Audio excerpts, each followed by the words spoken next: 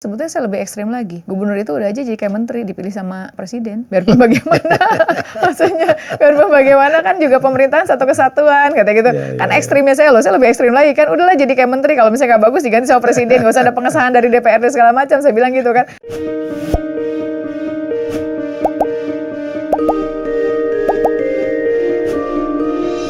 Ya, tamu saya kali ini luar biasa. Berapa kali janjian batal, termasuk seorang perempuan yang sangat saya kagumi. Tough, pintar, cantik. Ibu Airin Rahmi Diani, gitu namanya ya? Iya, betul. Makasih Pak Helmi, mohon maaf beberapa kali nggak ketemu gitu. Jadi baru hari ini terima kasih Pak Helmi. Sibuk lah ya. Belum ketemu aja, belum ketemu. Ya. Makasih Pak Helmi. Kita kok janjian hitam putih gini ya? Padahal nggak janjian. Iya benar. Alhamdulillah, mudah-mudahan jodoh. Apa kabar Bu? Baik, alhamdulillah Pak Helmi, alhamdulillah. Jadi setelah wali kota terakhir 2021 ya? Iya, saya selesai purna tugas 20 April 2021. 21, 10 tahun. 10 tahun. Dan sangat sukses mengangkat Tangsel. Kerja semuanya, bukan saya aja. Ya. Cuman kebetulan karena saya wali kotanya, jadi yang dilihat saya aja. Tapi kan nggak mungkin saya sendiri semuanya. Tapi luar biasa Bu. Iya. Karena sekolah saya di Tangsel Stan, kan Ya. anak saya ada di Tangsel. Iya Pak. Semua memuji-muji Ibu. Alhamdulillah, mudah-mudahan jadi ibadah legasinya. Ya, dan dalam kurun waktu itu kan ya ada goncangan, cobaan, tapi Ibu tough banget ya, luar biasa. Ya, doanya. Apa rahasianya Ibu ya? Saya meyakini setiap hidup pasti ada hikmahnya. Ya. Gitu aja Pak Helmi. Ya. Kayak Pak Helmi salah ngeklik ke naik pesawat tadi saya bilang pasti mungkin sama ibu suruh jalan lama-lamaan lagi gitu kan. Mari kita berpikir semuanya pasti ada hikmahnya dan tidak ada sesuatu yang tidak pernah tanpa izin dari Allah. Saya yakin itu semua dan saya merasakan betul dengan proses yang kemarin itu ternyata hikmahnya banyak. Banyak banget. Terutama terhadap kedua anak-anak saya dan hidup saya. Ya, saya nggak kebayang ya. Iya. 2015 kita sama-sama nyalon ya Bu ya? Iya. Pak Helmi Kita nyalon di kabupaten saya, Ogan Ilir, Ibu periode kedua Tangsel. Betul. Dan ingat banget saya waktu itu kita menjadi tamunya Najwa Shihab, saya pucet gitu. Soalnya lu mau nanya apa dah, jangan macam-macam ya. Iya, gitu, ya. Bareng-bareng kita ya, gantian itu ya betul. Iya, sementara Ibu Airin gitu dengan segala macam cobaannya gitu, wah tough banget.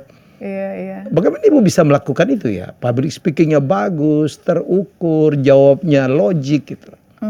Nggak tahu Pak. Jadi maksudnya kadang-kadang kalau berpikir ke belakang saya yakin ya Allah punya kekuatan dan saya yakin sebaik-baiknya penolong pelindung Allah. Jadi segala sesuatunya saya serahkan dan saat sesuatu memang harus kita hadapi ya harus dihadapi. Karena nggak mungkin kita menghindar terus, itu aja. Tapi kalau hal yang lainnya saya nggak tahu, ngalir aja sih Pak Helmi gitu. Jadi tiba-tiba di posisi ini pun juga hari ini makanya saya mau tanya Pak Helmi maju lagi nggak di Sumsel gitu kan? Enggak Bu. Oh enggak, iya. Enggak lah, cukup saya Bu. Udah tua lah, capek gua. Iya Pak Helmi, iya. Dan Ibu saya dengar akan maju lagi ya? Iya, insya Allah mohon doanya Pak Helmi.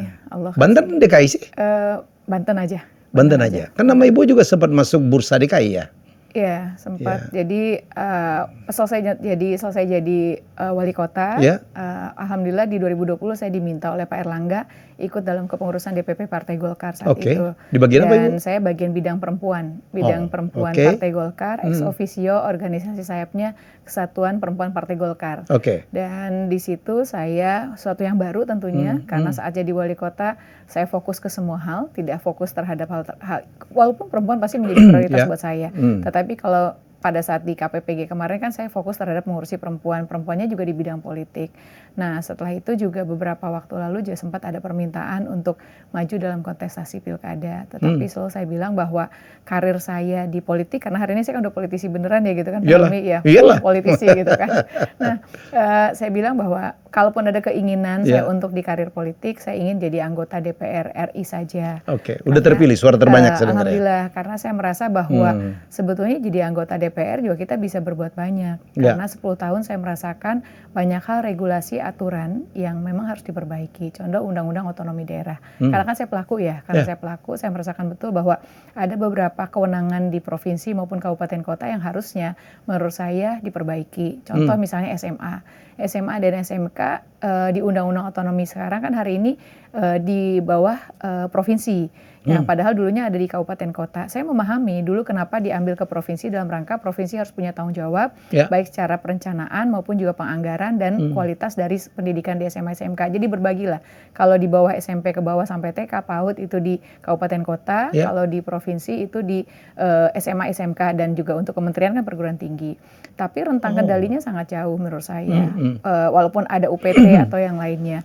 Makanya tadinya mimpi saya pas saya jadi anggota dewan, salah satunya saya ingin memperjuangkan itu untuk dikembalikan ke kabupaten kota, karena tinggal kewajiban provinsi bantu keuangannya saja gitu kan, tapi pengelolaan dan yang lainnya itu di kabupaten kota yang lebih dekat gitu kan. Tapi sekali lagi bahwa jadi anggota DPR juga cita-citanya masuk badan legislasi dan beberapa targetan peraturan yang ingin saya perbaiki. Seperti saya sekarang hari ini notaris PPAT, dan sekarang kan udah mulai ada sertifikasi sertifikat digital. Nah sekarang pun juga sebetulnya kan akte masih akte otentik secara tertulis kan. Kalau Pak Helmi datang ke notaris kan menghadap di hadapan saya. Padahal waktu kejadian COVID kadang-kadang kan belum tentu juga baik. Zoom kan bisa gitu kan. Kenapa tidak secara online pun juga bisa bagian dari aturan yang mungkin sebagai sebuah akte yang otentik. Banyak karena mungkin latar belakang saya sarjana hukum dan praktis saya di bidang notaris maupun juga di bidang pemerintahan. Tetapi sekali lagi semuanya yang saya bilang tidak pernah ada yang tidak direncanakan. Allah pasti punya rencana.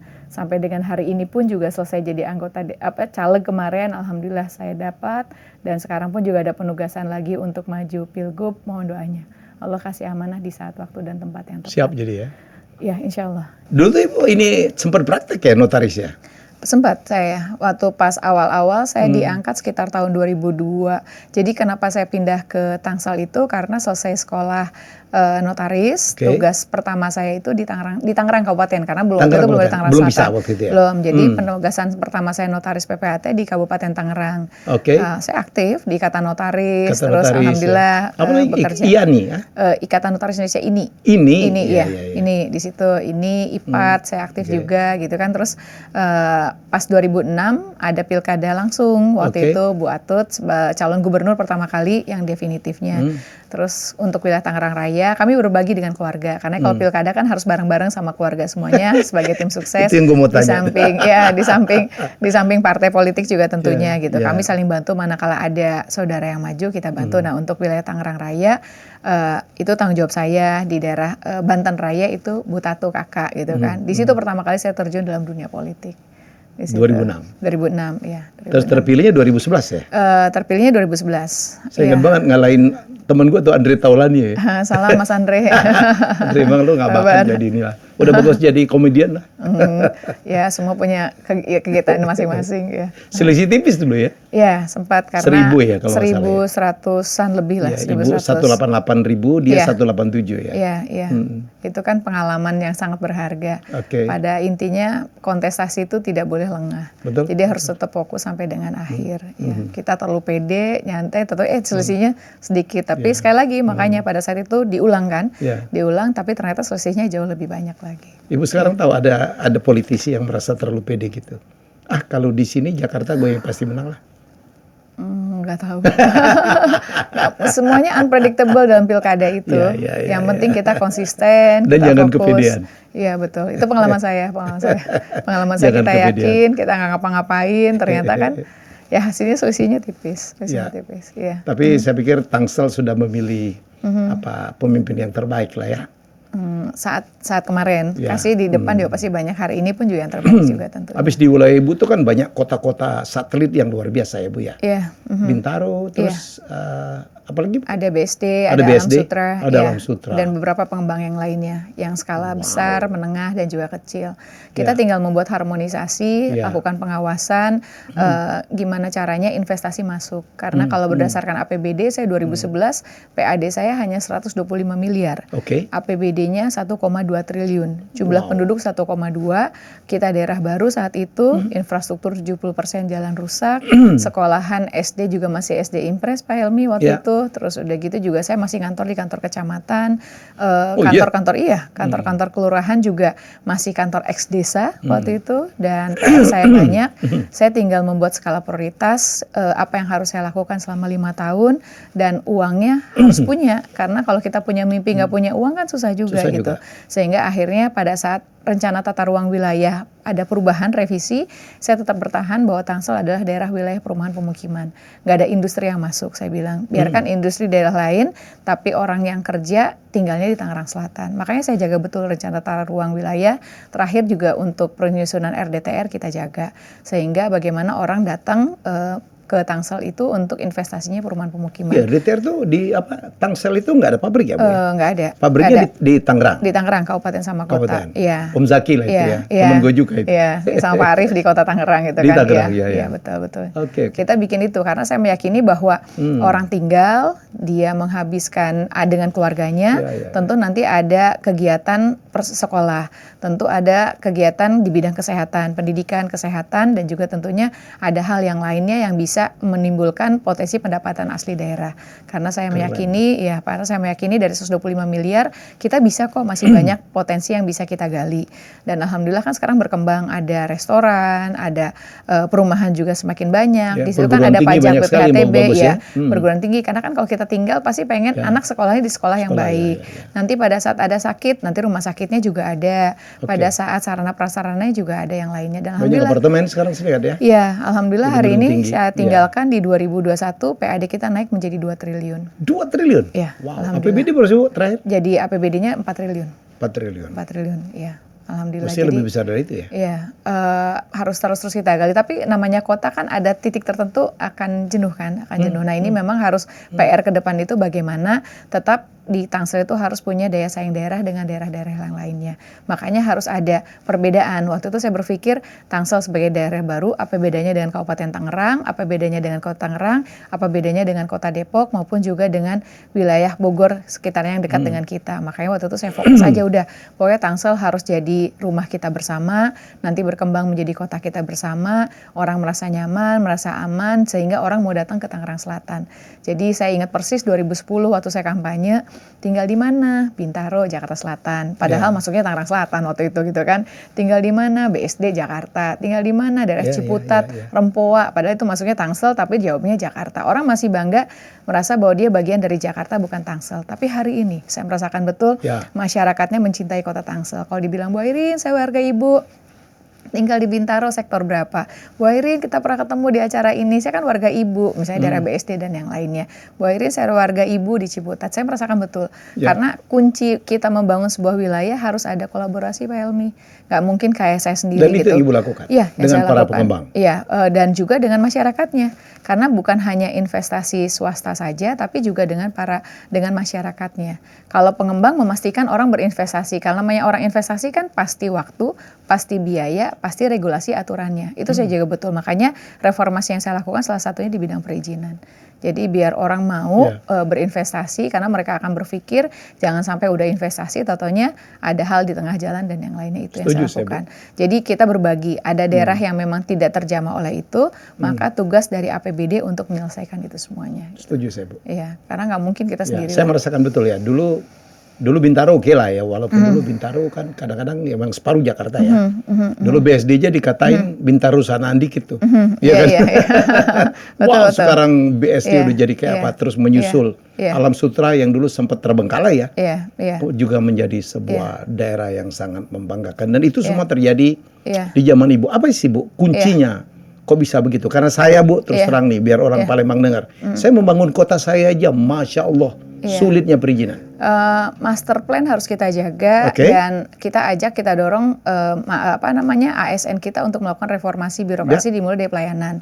Contoh misalnya, sesulit apapun kayak bikin KTP, sejelek apapun bikin KTP kan nggak ada tempat lain. Orang mau nggak mau pasti harus datang ke Dinas Dukcapil. Nggak mungkin, tapi beda sama bank. Kalau misalnya bank A-nya itu nggak bagus, bisa pindah ke B, bisa pindahkan uangnya ke C-nya. Nah, saya bilang swasta aja bisa bikin semuanya. Kenapa kita enggak gitu kan? Dan saya naikkan tunjangan penghasilan waktu itu di ASN saya. Sehingga akhirnya saya bilang, sok kesejahteranya saya naikin. Sekarang Bapak Ibu kerja yang benar, kita udah dibayar berapa, yuk kita sama-sama. Karena yakinlah kalau setelah kita kasih pelayanan. Tukin, TPP, kita sebut hari ini tunjangan penghasilan ya waktu zaman saya, tapi nggak tahu nih apa hari ini berubah atau lagi atau tidak. Tunjangan penghasilannya kita naikin, terus nanti juga tinggal fokus kerja, toh kerja juga cuma dari jam 7:30, selesai jam 5:30 gitu kan. Namanya pegawai udah gitu nanti juga pensiun, saya bilang. Beda sama saya kan cuma wali kota 5 tahun, kalau kepilih lagi 10 tahun. Yang di demo saya, nggak ada yang di demo kepala dinas gitu, yang di demo eselon 3 kan nggak ada, yang di demo saya bilang, yuk kerja bareng sama saya sama-sama. Walaupun di awal sempat wakil saya bilang, Bu jangan kekencengan, nanti semua ntar ke belakang ketinggalan sama ibu. Akhirnya saya pelan-pelan dan saya merasakan betul bahwa sebetulnya kan pemerintah itu jalan. Ada nggak ada saya, pasti jalan gitu kan sebetulnya. Cuman jalannya mau kayak apa gitu. Karena kan pemerintah itu kan sistem. Jadi maksudnya tinggal bagaimana kita dorong, kita motivasi. Satu hal ada yang menarik yang disampaikan, kita tidak boleh memarahi orang di depan banyak orang. Karena biar bagaimanapun mereka adalah Jadi kalau ibu marah Pak dipanggil ke belakang? Panggil berdua. Tahu kok saya galak sebetulnya. Panggil ke ruangan saya galak gitu di situ gitu kan. Depan orang kalian Bu Eri baik ya? Ya alhamdulillah sih kalau sedang kayak gitu. Kayak pengalaman saya memimpin 10 tahun ya seni ya, memimpin itu seni Pak Helmy. Memimpin itu seni, tinggal pola pendekatannya seperti apa, dan kadang saya berlaku sebagai seorang ibu, kadang berlaku sebagai seorang kakak, kadang sebagai adik, yang walaupun saya lihat ternyata anak, tanda kutip anak buah saya waktu itu kan sebenarnya lebih senior dari saya, bapak-bapak semua kadang-kadang gitu kan. Lebih berpengalaman ya? Lebih berpengalaman di bidang pemerintahan. Tapi kan kita yang penting mau belajar lah Pak Helmy, mau belajar. Dan saya sifatnya kan bukan orang yang membaca, tapi mendengar. Jadi saya biasanya panggil, waktu di awal-awal saya jadi wali kota itu, ini saya bocorin sekarang aja gitu. Jadi saya panggil, saya suruh mereka paparan, cerita, padahal saya belajar sebetulnya di situ, saya belajar gitu. Dulu waktu pas awal jadi wali kota kan saya nggak tahu itu namanya silpa, kurva, S segala macem. Cuman ya itu aja pas ya, Ibu, Abu Wali, di awal-awal saya ingat, Bu Wali ada yang mau disampaikan? Enggak, silahkan lanjutkan nanti saya terakhir aja. Saya tinggal ngomong, ya apa yang disampaikan Asda 1, 2, 3 dan salah sekda tolong tindak lanjuti, saya tunggu laporannya. Gitu aja Pak, saya ingat waktu awal-awal mimpin rapat. Usia saya 34 Pak Helmy waktu itu. Iya tahu. Ya usia 34 jadi ya proses kadang kalau balik lagi ke belakang, kok bisa ya saya kayak gitu. Kadang-kadang ya itu aja juga. Kalau Pak Helmy nanya kok bisa, sama saya juga bingung gitu. Tapi kuncinya mau belajar sih. Mau belajar. Mau mendengar. Iya. Dan memberikan contoh saya pikir ya. Harus karena kalau kita nggak kasih contoh ya terlepas hari ini pun juga kan kita diomongin banyak orang. Maksudnya saya ingat almarhum kakek saya selalu bilang, manusia itu ada 3, yang suka sama kita di saat salah, pasti akan selalu bilang, bagus gitu kan, keren ibu gitu. Tapi ada juga orang yang tidak suka sama kita, mau kita bener aja pasti salah terus gitu kan. Ya udah nggak apa-apa, itu nggak masalah. Dan ada yang di tengah-tengah, di situ aja gitu. Jadi pada saat kita menghadapi orang pertama, kita tidak boleh meyakini bahwa itu memang betul semuanya. Pada saat kita menghadapi orang yang tidak suka dengan kita, ya udah anggap sebagai evaluasi untuk diri kita. Nah yang di tengah-tengah ini, ya udah berarti kita harus menjadi diri kita sendiri. Bu, kalau ngomongin Banten itu kan spesifik ya. Karena daerah ini daerah Jawara. Pemimpinnya dari satu keluarga atau Bogus Hasan dan siapa gitu saya lupa gitu. Dan itulah yang Ibu tadi ngaku ya, kalau tiap kali ada pemilihan keluarga itu turun ya. Ya ini kan ada positif ada negatif juga ya Bu ya. Mungkin Ibu mau komen tentang apa yang dikatakan orang? Dalam arti keluarga turun itu bapak ibu saya aja turun. Karena misalnya kayak hari ini saja usia ayah saya kan 80 tahun. Tapi saat 2011 dulu waktu wali kota mungkin kan berarti sekitar usia 67-70 tahun aja turun silaturahmi. Serius jadi ya? Jadi karena memang di kami ini dengan silaturahmi bertemu minta doanya gitu kan. Itu yang prinsipnya bagi saya termasuk yang bilang bahwa udah di ujung aja pileg itu bukan nanti dengan selesai. Penekanan bukan Ibu sebagai jawara enggak bisa. Apalagi misalnya pakai uang katanya bilang bahwa dengan money politik orang akan memilih kita. 2014 saya wali kota. 2019 saya wali kota. Biasanya saya sama Muspida keliling. Saya sama Muspida keliling, saya dipeluk sama ibu-ibu biasanya. Bu, alhamdulillah saya dari sini dapat, dari situ dapat, dari sini dapat. Maksudnya money politik gitu kan. Terus milihnya siapa? Gimana kita, Bu? Dan saya meyakini manakala orang ketemu dengan kita yang tadi itu 3 orang.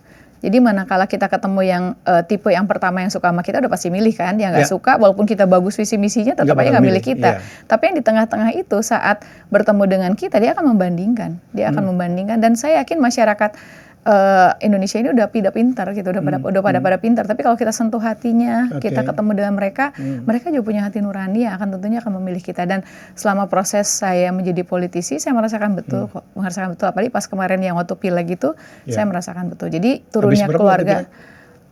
Banyak pasti iya, cuman dibandingin teman-teman yang lain kayaknya nggak sebanyak teman-teman saya. Karena gitu. gue pileg juga tidak berhasil. Dan nggak sebanyak teman-teman saya gitu kan, bahkan apa yang saya keluarkan untuk satu suara, misalnya saya malah dapatnya 3 suara gitu. Saya juga bersyukur ya, mungkin karena saya wali kota ya, dulunya pernah jadi wali kota gitu aja sih mungkin. Tapi yang pasti peran keluarga dalam arti semua mensupport kita itu menjadi supporting system menurut saya. Dan tidak ada salahnya keluarga turun kan, saling membantu gitu kan, saling membantu. Bapak saya aja yang sekarang, yang tadi balik lagi ke situ, bapak saja yang umur 80 aja masih nelfonin gitu kan hari ini. Jangan lupa ya bantuin anak saya, terus tiba-tiba di forward, ini ada yang minta ucapan ya, kan saya nomor kecilnya Ain nih minta ucapin ya temennya Abah, iya Bah, katanya dia mau dukung, iya Bah, padahal di Bandung gitu kan. Jadi maksudnya memang manakala ada hajat, jadi ini kan hajat politik, sama aja hajat kawinan, Pak Helmi pasti kemarin bantuin Pak Tantowi kan, gitu kan, bantuin Pak Tantowi kan, jadi pasti kayak gitu. Jadi itu di keluarga manapun juga pasti sama, cuman bedanya ada yang keluarganya kecil, ada yang keluarganya besar. Keuntungannya di partai politik, kalau kita punya keluarga besar, biasanya kita suaranya lebih banyak gitu. Kalau kan. Tantowi lain Bu dengan saya. Oh gitu? Orang saya pernah nyalon wagub, dia ini membantu lawan saya gitu. Tapi enggak lah, hati kecilnya gitu. Enggak lah, Pak Tantowi pasti juga hati kecilnya tetap milih Bapak lah. Pasti itu nggak mungkin. Saya sih oke banget lah, itu kan resiko politik lah ya. Iya, betul. Sekarang samalah satu jalur, walaupun partainya lain. Iya, separtai sama saya Pak Tantowi. Pak Tantowi, ya. Oke Bu, sekarang udah siap banget ya untuk 2024, Banten 2024? Itu juga udah pasti nggak DKI ya? Udah, insya Allah. Karena tahun-tahun lalu saya masih dengar Golkar mau masukin Ibu ke DKI. Iya, saya bilang Pak izin saya enggak saat itu. Saya bilang saya maunya maju DPR RI. Nah pada saat Pak Ketum, Pak Erlangga mengiyakan, saya izin maju DPR RI dan Dapil 3 karena saya ada keinginan bisa ketemu lagi sama warga saya gitu kan. Saya bisa di Tangerang Selatan, makanya kenapa saya milihnya Banten 3 gitu kan. Nah setelah kemarin pada saat diskusi untuk pemilihan gubernur, terutama di Banten itu ada beberapa skema dan saya bersyukur tinggal dalam keluarga besar Partai Golkar, terutama Pak Erlangga yang selalu memberikan kesempatan kepada saya untuk Pak izin saya istiharoh dulu. Saya bilang ke DPD Golkar Banten juga izin untuk istiharoh dulu karena tidak mudah menjadi seorang kepala daerah. Karena pengalaman saya 10 tahun, kemarin hari ini 3 tahun saya menikmati masa yang kata Pak Helmi enak bener, Pak Helmi enak banget gitu kan. Ngisi LKPN ya? Iya, bukan hanya ngisi LKPN, jadi waktu bulan pertama itu pas ada banjir selalu WA gitu kan. Terus lama-lama saya sadar diri saya bukan wali kota dan itu udah jadi kebiasaan saya yang udah karena kalau dulu tuh dulu kan respect apapun yang terjadi di masyarakat kita langsung gitu. Kita segala tanggung jawab, ada rasa tanggung jawab itu. Tapi pas kemarin itu kan kan ada pemerintahan, ngapain saya ikut campur gitu. Tapi tetap masih apa yang bisa saya bantu pasti saya bantu gitu kan. Tapi ya udah beda banget lah sama zaman wali kota gitu. Pada saat harus maju gubernur kan dengan segala tanggung jawabnya yang besar ya Pak Helmi ya gitu kan. Yang kalau legislatif kan yang tadi bilang kita bikin regulasi walaupun hal yang biasa tapi dampaknya seluruh Indonesia. Tapi kalau jadi kepala daerah kan eksekutif yang tentu yang harus bertindak aksi nyata dan harus yang kita lakukan.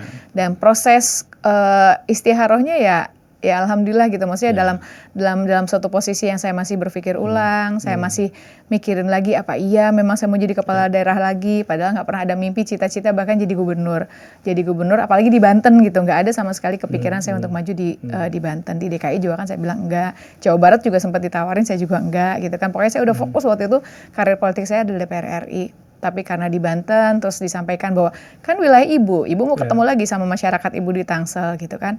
Dan saya diskusi sama kedua anak saya dan mereka cuma bilang gini, Bu, terutama anak saya yang besar kan lagi sekolah di Amerika saat itu, saya by phone, dan anak saya yang perempuan masih SMA waktu itu.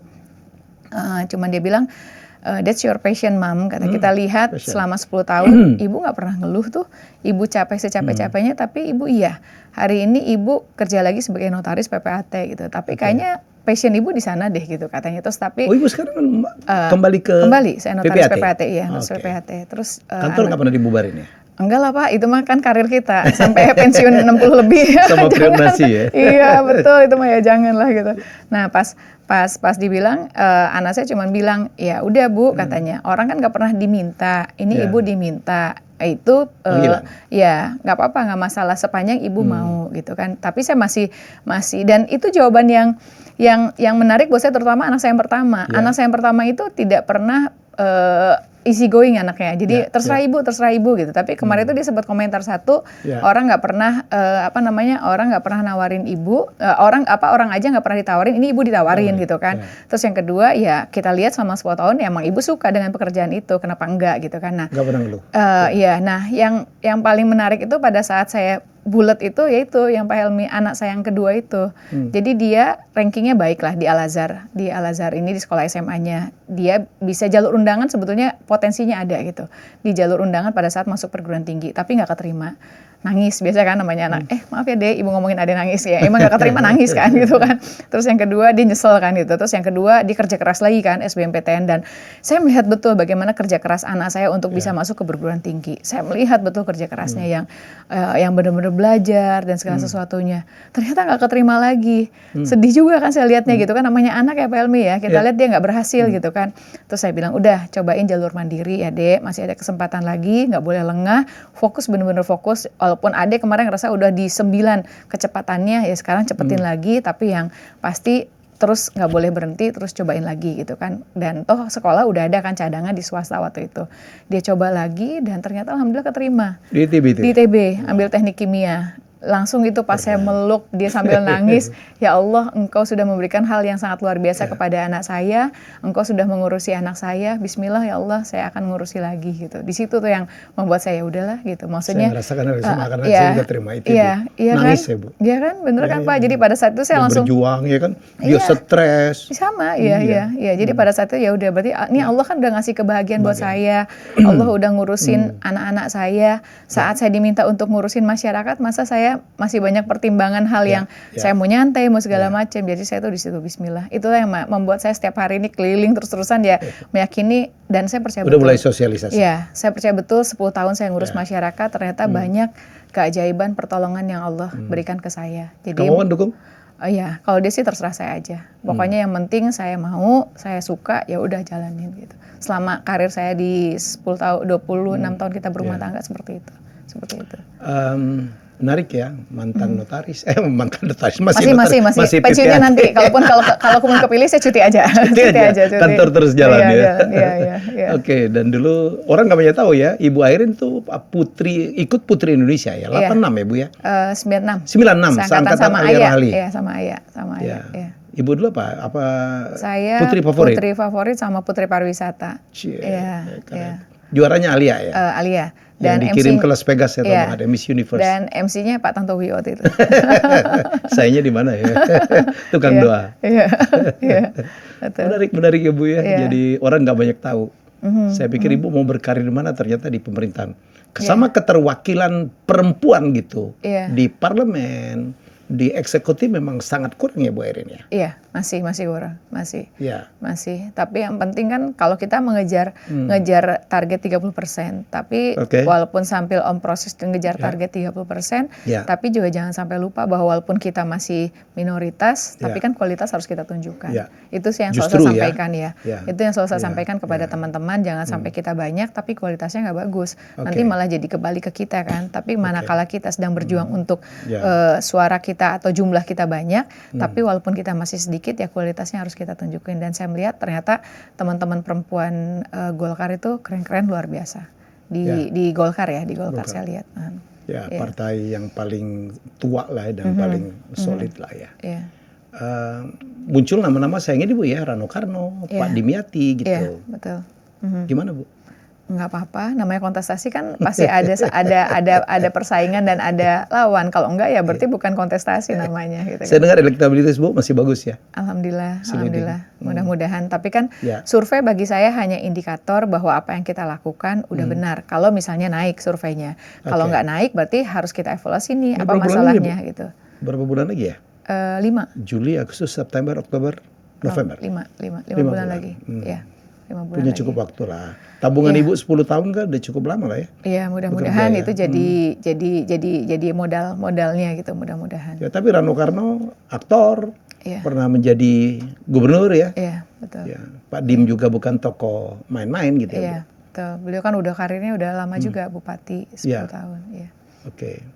Jadi kekuatan keluarga juga menjadi satu modal yang luar biasa untuk Ibu ya. Iya. Karena kan dengan adanya keluarga kan supporting system juga buat saya gitu kan. Iya. Wakilnya belum tahu siapa Bu?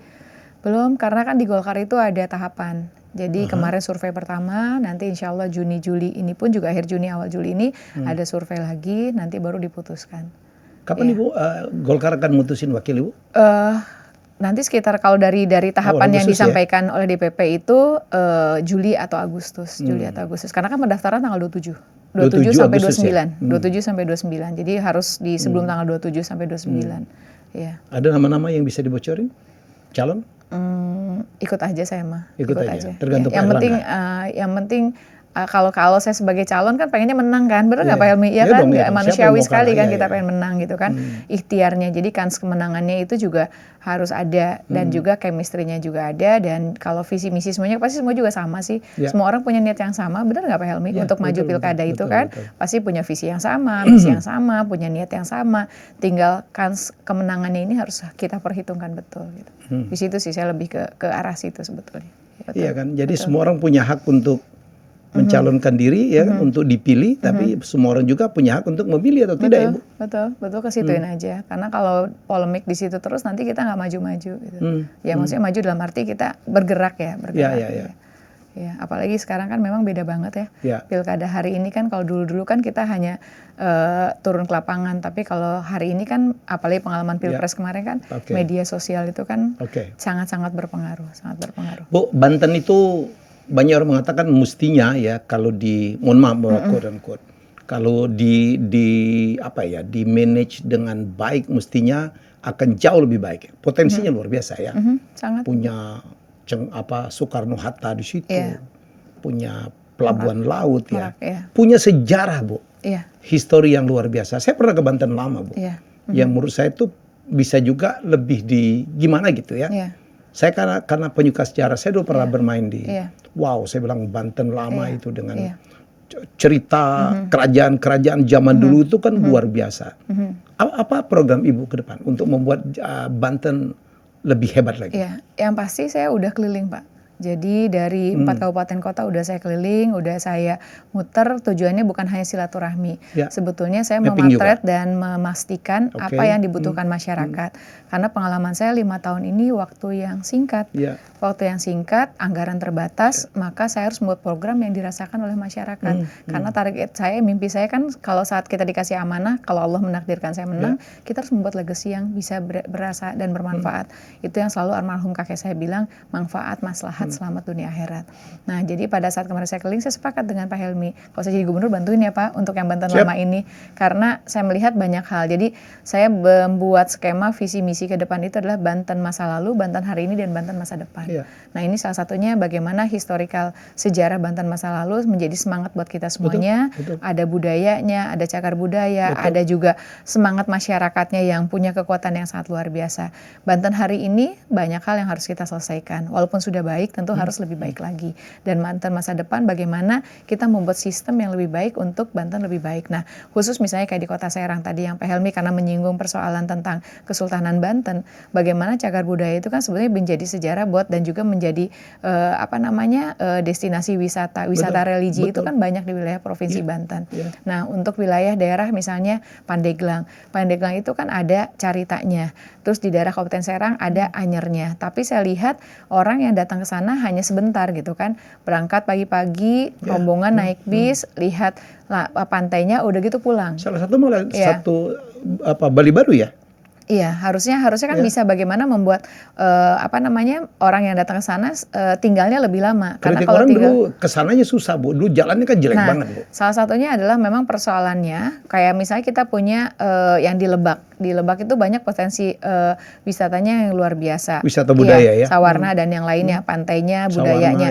Nah, bagaimana kita sebenarnya mengkombinasikan dan travel time dan transit time-nya diperpendek gitu kan. Nah, makanya oleh karena itu nanti nanti harus ada kolaborasi, orang datang misalnya ke pantai tapi kita punya tahuranya. Akan sekarang lagi musim glamping, gimana caranya di sana? Nanti ada pelaku UKM, UMKM, ada emping, produk emping dan yang lainnya sehingga bisa menghidupkan kesejahteraan masyarakat. Industri itu kan ada industri pariwisata, bukan hanya melulu industri bikin pabrik kan Pak Helmi. Jadi bagaimana itu harus menjadi daya bangkit. Contoh Kota Serang, ibu kota provinsi. Sehebat-hebatnya Tangsel, Kabupaten Tangerang, Kota Tangerang kan ibu kota provinsinya Kota Serang.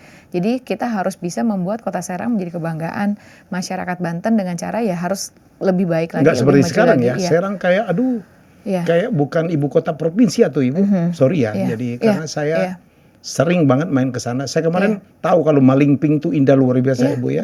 Sekarang udah ada tol.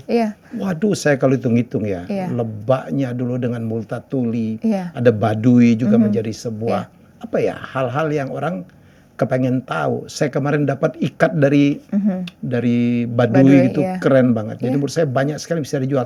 Dan posisi strategis ya? Iya, sangat strategis. Apa perlintasan Sumatera dengan Jawa. Apalagi sekarang kan Sumatera udah tolnya udah nyambung kan. Jadi banyak orang-orang yang ditinggal di Banten. Sekarang Lampung penuh loh.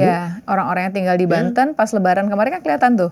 Orang-orang yang tinggal di Banten sekarang ini pakai kendaraan mau pada pulang kampung kan ke Sumatera. Itu juga harus menjadi daya bangkit yang harus kita ambil. Apalagi ada wacana katanya bikin jembatan jadi kayaknya ya.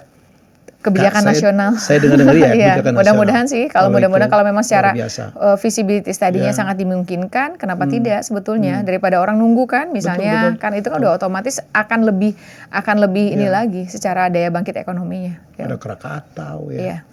Zaman dulu kan ada pantai Polorida namanya, bukan Florida. Aduh. Nanti bantuin Pak Helmi ya, PR-nya banyak banget. Banyak banget, potensinya banyak banget. Banyak menurut saya, sangat-sangat banyak. Tinggal kita kombinasi, kolaborasi, koordinasi dengan kabupaten kota yang ada di Provinsi Banten. Tugasnya pemerintah provinsi sebagai fasilitator dan katalisator tentunya. Karena kan masyarakatnya dari kabupaten kota. Tinggal kita dorong, kita fokus. Banyak sekali ya Bu ya. Industrinya luar biasa. Iya, betul. Malah beberapa UMKM itu kayak pengrajin sepatu segala macam adanya di Banten. Iya, betul. Walaupun hari ini kan karena UMR-nya naik pada pindah ke tempat lain, tapi nggak masalah juga. Kita cari investasi yang lain yang memang yang bisa membuat lapangan kerja. Karena memang PR kita juga di Banten ini tentang pengangguran. Oke. Apalagi program Ibu kalau Ibu terpilih? Yang pasti bidang pendidikan itu harus menjadi skala prioritas karena bagi saya sebuah wilayah maju karena masyarakatnya maju, pintar dan cerdas SDM-nya. Jadi bagi saya bagaimana kita mendorong rata-rata lama sekolah itu merata, nggak cuma hanya wilayah Tangerang Raya saja. Kalau secara Bantennya kita lihat memang di atas rata-rata nasional, tapi karena itu kan ada surplus dari wilayah Tangerang Raya, terutama Tangerang Selatan. Karena kan Tangerang Selatan waktu itu udah di atas rata-rata nasional. Nah tinggal bagaimana di wilayah Banten Selatan minimal rata-rata lama sekolah SMA dan SMK. Itu juga harus kita lakukan. Kalau sekarang masih SMP? Saya hitungnya iya. Walaupun mungkin karena ini bisa jadi karena orang tua zaman dulunya yang memang sampai hari ini masih ada, tapi dulu sekolahnya cuma sampai SMP. Itu kan memang juga harus kita lihat. Dan juga tentunya bukan hanya berhenti di SMA dan SMK, tapi juga perguruan tinggi. Karena bagi saya sekali lagi kita jangan pernah berhitung investasi di bidang pendidikan. Karena bagi saya kalau masyarakatnya pintar, pasti juga wilayahnya akan pintar. Pendidikan di situ yang menjadi kemiskinan juga menjadi isu ya? Iya, jadi kalau mereka punya ilmu yang bermanfaat kan bisa hidup di mana aja, benar nggak Pak Helmi? Dan taraf hidupnya kan? Iya, betul dari situ. Makanya kenapa pendidikan menjadi skala prioritas di bidang kesehatan, di bidang infrastruktur, khusus Banten Selatan, infrastrukturnya harus kita benahi, terutama jalan poros desanya. Karena dari satu tempat desa ke desa yang lain kan masih banyak jalan yang kurang baik. Karena saya paham betul karena daya fiskal, celah fiskal atau daya fiskal atau pendapatan di kabupaten kotanya mungkin di kabupaten kan sangat minim. Maka disitulah harus hadir pemerintah provinsi membantu kabupaten yang ada di wilayah Lebak maupun juga Pandeglang. Di samping tadi yang saya sampaikan peningkatan para pelaku UKM, UMKM gitu kan, dan juga hal-hal yang lainnya. Dan saya udah mulai menyusun per kabupaten kotanya seperti apa sih yang kita buat skala prioritas. Gitu. Ada berapa kabupaten kota? Ada 4. Ada wilayah Tangerang Raya itu Kota Tangsel, Kabupaten Tangerang, Kota Tangerang. Pendidikan urusan tentang zonasi PPDB ini kan bermasalah. Memang setelah saya lihat jumlah lulusan SMP dengan SMA yang ada kan belum sebanding. Tapi tentunya bagaimana kita membangun sekolah baru, menambah ruang kelas, tapi tidak boleh mematikan sekolah swasta. Karena sekolah swasta itu kan juga punya peran. Nah, bagaimana kita kasih beasiswa persiswa bagi anak-anak yang bersekolah sekolah di swasta. Minimal akan mengurangi biaya pembiayaan di sekolah swasta. Karena kan sekarang banyak orang berbondong-bondong masuk sekolah negeri kan merasa sekolahnya lebih murah biayanya, kualitasnya baik. Tapi manakala ditawarkan ke sekolah swasta, mau aja asal misalnya biayanya lebih murah dan yang lainnya. Ini yang sedang dicoba di Tangsel hari ini dan nanti akan saya bawa ke wilayah SMA SMK karena kewenangan provinsi. Apa tantangan terbesar kalau Ibu memimpin Banten? Yang pasti birokrasi dan pemerintahannya harus merasa bahwa koordinasi komunikasi dengan kabupaten kota. Karena kan kalau provinsi itu kan perwakilan pemerintah pusat di daerah. Masyarakatnya ada di kabupaten kota.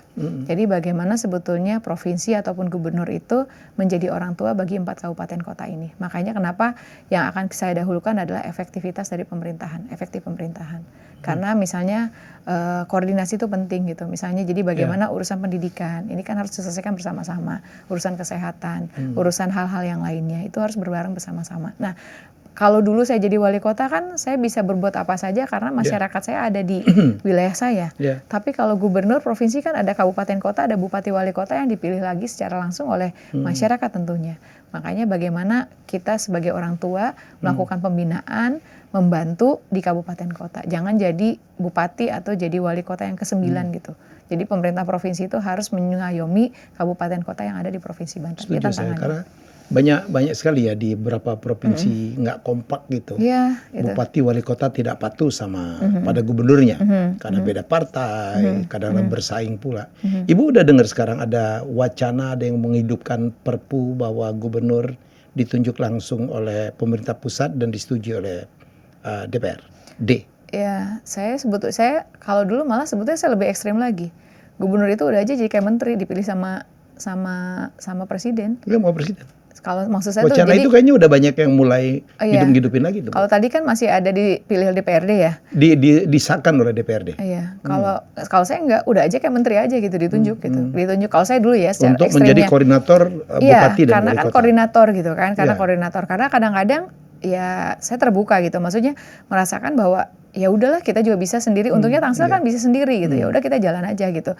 Dan kadang-kadang kan ada aset-aset pemerintah provinsi di kota atau di kabupaten yang tidak terurus gitu. Contoh balai latihan kerja yang ada di Serpong itu kan sayang banget itu kan nggak kepake. Padahal itu kan akan sangat bermanfaat itu. Betul. Tapi di satu sisi juga nggak bisa kayak gitu juga, diingetin juga bahwa ini nggak boleh kayak gitu katanya. Biarpun bagaimana, maksudnya biarpun bagaimana kan juga pemerintahan satu kesatuan kata gitu. Kan ekstrimnya saya lebih ekstrim lagi kan. Udahlah jadi kayak menteri kalau misalnya nggak bagus diganti sama presiden, nggak usah ada pengesahan dari DPRD segala macam. Saya bilang gitu kan. Saya lebih ekstrim lagi sebetulnya. Iya, saya lebih ekstrim lagi sebetulnya gitu kan. Saya lebih ekstrim lagi. Tapi saya memahami ya ini kan kembali lagi demokrasi ya. Kembali lagi persoalan demokrasi, punya hak masyarakat untuk memilih segala macam. Apalagi kalau misalnya kalau khawatirnya namanya politik dinamis lah. Jadi akhirnya saya bisa memahami bahwa sebetulnya ya tinggal tugasnya gubernur itu jadi orang yang sabar. Mungkin Pak Helmi kan punya anak yang udah berumah tangga sama anak yang belum berumah tangga. Macam-macam tuh kelakuannya, kan? Beda tuh ya. Kalau anak yang belum berumah tangga kan kita nggak boleh pulang jam segini, kamu pulang ya, gini kan selesai kan gitu kan. Tapi kalau misalnya anak yang udah berumah tangga, kan beda, ada punya suami, ada punya istri, katanya mau marahin cucu aja beda ya Pak ya gitu kan. Nah ini yang mungkin saya harus lebih banyak sabar. Saya harus lebih banyak sabar, saya harus lebih melihat secara lebih bijak lagi gitu kan. Makanya doain ya Pak Helmi, jadi gubernur tuh nggak mudah. Menurut saya jadi gubernur nggak mudah. Nggak ada jabatan yang mudah, Bu. Iya, betul. Kalau jabatan muda itu pasti ngaco lah. Iya. Bu, 45 menit. Ada closing statement apa harapan Ibu? Silakan. Yang pasti doain Pak Helmi. Mudah-mudahan istikharah saya ini sudah benar dan yang terbaik menurut Allah. Karena sekali lagi betul yang kata Pak Helmi, jabatan adalah sebuah amanah yang tentunya harus bisa dipertanggungjawabkan. Dan ini adalah sebuah proses politik yang saya nggak tahu apakah sampai di mana, hasilnya seperti apa. Tetapi yang pasti mudah-mudahan Allah kasih amanah di saat, waktu, dan tempat yang tepat, apapun amanah itu. Baik sebagai seorang gubernur nanti misalnya insya Allah atau apapun nanti. Dan yang keduanya doakan tentu ya sebagai manusia kita harus bisa memberikan manfaat. Dan pesan almarhum kakek saya yang selalu menjadi motivasi saya hari ini, jadilah orang yang bisa memberikan kebermanfaatan, kemaslahatan, dan yang paling penting selamat dunia akhirat itu. karena bagi saya itu juga jauh yang lebih penting ya Mas ya, Pak Helmi ya. Karena apapun itu kita harus bisa untuk bisa merasakan kebahagiaan dunia akhirat itu kan nggak mudah ya Pak Helmi. Tidak mudah untuk merasakan kebahagiaan itu gitu. Jadi apapun dalam hidup kita ya, dalam hidup kita, dan saya bisa mampu menjalankan semua amanah, bukan hanya sebagai politisi saja, tapi sebagai seorang istri, seorang ibu, seorang anak dari orang tua saya yang alhamdulillah hari ini masih ada. Jadi itu yang mendorong dan menguatkan saya sampai di titik hari ini usia saya 47 tahun, mudah-mudahan ke depan juga mudah-mudahan lebih bahagia lagi, lebih baik lagi, dan mudah-mudahan ya berkah ridho Allah itu ada. Gitu, amin. Gitu. Thank you Bu Erin sudah jadi tamu saya. Sama-sama. Semoga berhasil. Kasih. Ya, jadi doanya perjalanannya masih panjang. Saya hari masih kalau di politik saya masih bakal calon gitu kan.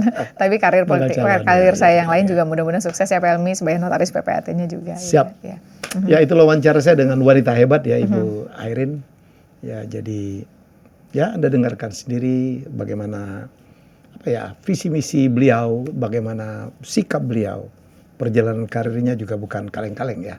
Jadi mari kita doakan yang terbaik. Ya kita berdoa juga Indonesia makin baik, Banten juga akan makin baik. Amin. Ya karena bagaimanapun saya pribadi banyak sekali bersinggungan. Ya. Apalagi kalau mau pulang ke Palembang. Iya benar. Iya. Oke, kita jumpa lagi dengan tamu saya selanjutnya. Bye bye. Terima kasih sudah menonton Helmi Bicara. Jangan lupa untuk like, komen, share, dan subscribe.